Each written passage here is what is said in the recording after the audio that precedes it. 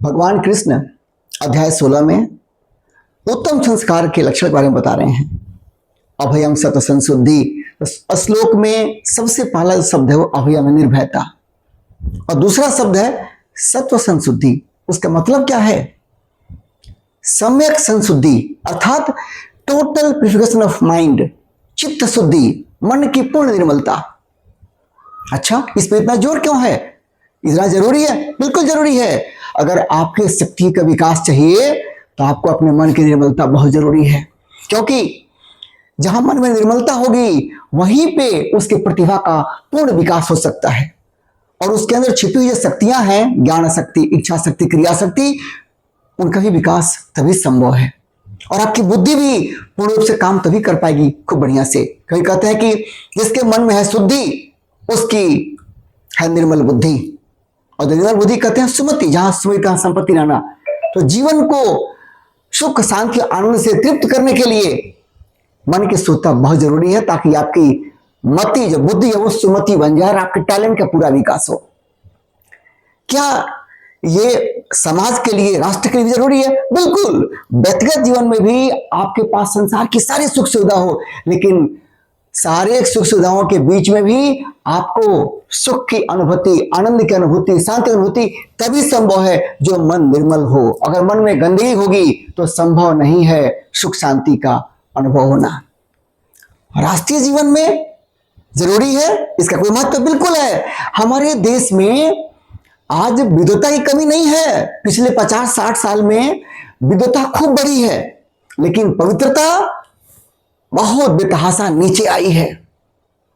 मानसिक पवित्रता जो है बहुत नीचे आई है, बड़ी गिरावट आई है। और इसीलिए आप देखिएगा, बड़े बड़े डिग्री लेकर के भी और बड़ी बड़ी ऊंची परीक्षाएं पास करके भी बड़े बड़े पदों पर बैठते हैं लोग, लेकिन मन में है गंदगी का रोग।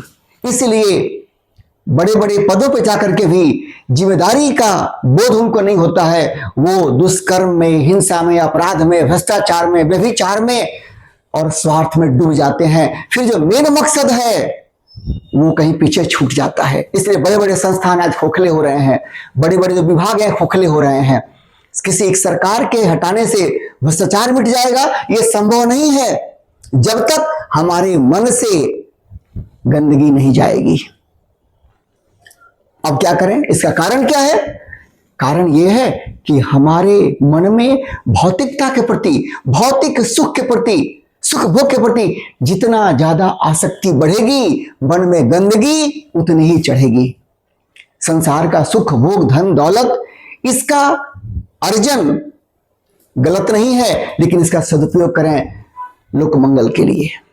और अपने मन में कैसा हो भाव?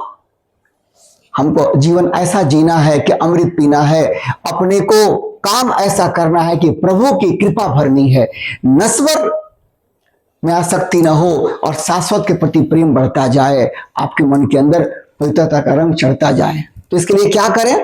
सबसे पहले आहार शुद्धि, जैसा अन्न वैसा मन, नंबर 1। और दूसरा, अच्छे लोगों के, सत्पुरुषों की संगति करें, नकारात्मकता के बीच न रहें, सत्पुरुषों की संगति करें, पवित्र पुस्तकें पढ़ें और आपके अपने अंदर लोक मंगल का भाव पैदा करें। जितना सुंदर आपकी सोच होगी कि लोक मंगल, परहित के काम के लिए मैं जीवन अपना लगाना चाहता हूं, आपके अंदर जितने अंश में स्वार्थ का और अहंकार का होगा अभाव और लोक मंगलकारी बनेगा आपका स्वभाव, उतने ही अंश में आपकी निर्मलता बढ़ती चली जाएगी।